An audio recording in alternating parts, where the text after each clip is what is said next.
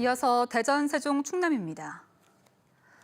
대전에 어린이 재활병원을 짓겠다는 문재인 정부의 당초 공약이 보건복지부 정책 추진 과정에서 다시 전국 공모로 바뀌었죠.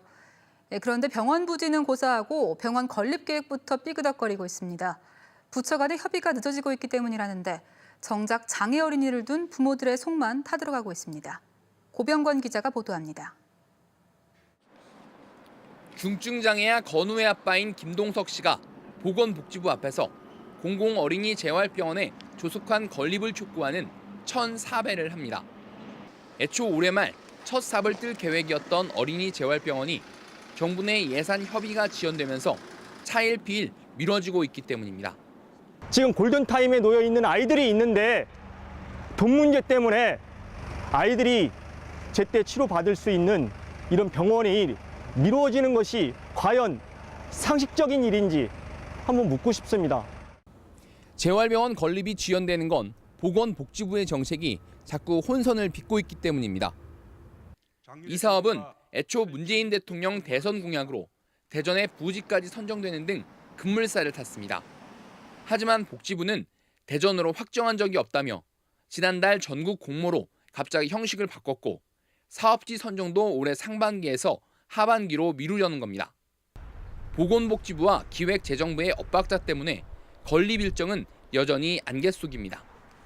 예산 책정이 되지 않아서 그 부분에 미루기 중이라서 이른 일정을 정해주지 않았다.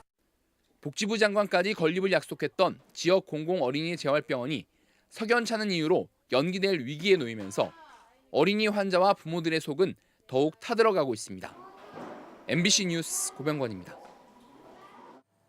더불어민주당의 충남지사 예비후보 2명이 모레 후보 경선을 앞두고 도청에서 기자회견을 열고 지지를 호소했습니다. 양승조 예비후보는 건설 관광 분야 공약을 발표하고 자유한국당이 중진인 이인재 후보를 내세운 만큼 중앙무대 경험이 풍부한 자신이 우위라고 주장했습니다. 복귀왕 예비후보도 복지 공약을 발표하고 이번 선거는 구시대와 미래시대의 싸움이라며 천안 재보궐선거를 할 필요가 없도록 자신이 후보가 돼야 한다고 주장했습니다. 민주당 충남지사 경선은 권리당원 50%와 여론조사 50%를 반영하는 방식으로 오는 11일에서 13일 치러집니다. 불법 정치자금 수수 혐의로 구속됐다가 구속적부심에서 풀려난 구본영 천안시장은 오늘 시청에 출근하고 불미스러운 일로 시민 여러분께 심려를 끼쳐 죄송하다고 밝혔습니다. 구 시장은 지금은 의혹과 진실이 무엇인지 혼란스럽겠지만 한 걸음 물러나 평정심을 잃지 말고 지켜봐 주길 바란다며 시정을 원활하게 운영하겠다고 덧붙였습니다. 구 시장은 지난 8일 더불어민주당 충남도당 천안시장 공천 후보 면접에 참가하는 등 불법 정치자금 수수 혐의 논란에도 지방선거 출마 의지를 보이고 있습니다. 충청남도가 도의회의 충남인권조례 폐지에 대한 법적 대응 의지를 재확인했습니다. 남궁영 도지사 권한대행은 도민인권보장은 지방정부에 부여된 책무라며 지방자치법 107조에 근거해 대법원의 폐지 조례안 의결의 무효 확인 소송을 제기하겠다고 밝혔습니다. 또한 판결이 나올 때까지 집행 정지 신청을 내 조례 폐지에 의한 인권정책 중단 사태를 막겠다고 덧붙였습니다.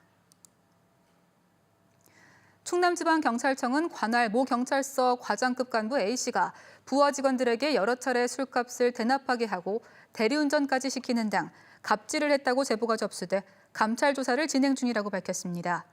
경찰은 A씨가 제기된 의혹을 현재 강하게 부인하고 있다며 조사를 마친 뒤 비위 사실이 드러나면 관련 법과 규정에 따라 조치할 계획이라고 설명했습니다. 세종시 상가 4곳 가운데 한 곳은 비어있는 것으로 나타났습니다. 한국감정원 상업용 부동산 임대 동향 조사에 따르면 지난해 4분기 기준 중대형 상가 공실률은 세종이 23.4%로 전국 평균의 2배를 웃돌았습니다.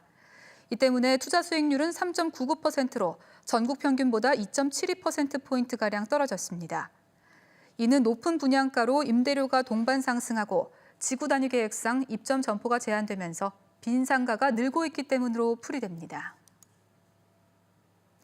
세종 지역 매매거래 지수가 2주 연속 0을 기록해 거래 절벽이 현실화되고 있습니다. KB부동산에 따르면 이달 첫째 주 매매거래 지수는 지난주에 이어 0을 기록하면서 바닥을 찍었습니다. 이는 이달부터 시행된 양도세 중과로 당장 매도 문의가 끊겼기 때문으로 매도와 매수자 모두 관망세에 들어간 것으로 분석됩니다. 모교 언론인클럽의 1사분기 이달의 기자상에 대전 MBC가 집중 보도한 한국원자력연구원 핵조장고 화재 은폐 사건이 선정됐습니다. 심사위원들은 끈질긴 추적 보도로 또 한 번 감춰질 뻔했던 원자력연구원의 안전불감증을 밝혀냈다며 지역 공영방송의 존재의의를 보여준 수작이라고 선정 이유를 밝혔습니다. 특히 대전 MBC 원자력 보도는 지난 2월 방송기자연합회 이달의 기자상에 이어 2연속 기자상을 수상했습니다. 행정중심 복합도시 건설청과 세종시, LH가 국가 스마트시티 시범도시로 선정된 세종시 5회 1생활권 합강리 기반 조성에 힘을 모으기로 손을 맞춰봤습니다. 이들 기관은 이달부터 국가 시범도시 지원 특별팀을 중심으로 선도적인 스마트시티 모델을 선보이기 위해 다양한 분야에서 협력합니다.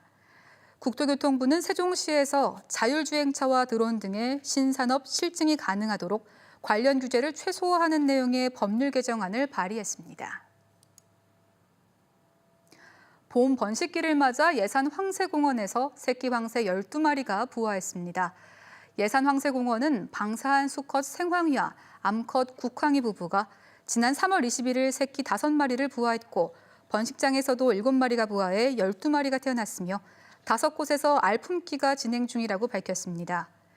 문화재청은 예산군, 한국교원대와 함께 2015년 9월부터 황새 19마리를 예산군에 방사해 현재 24마리가 야생에서 적응 중입니다. 지금까지 대전, 세종, 충남이었습니다.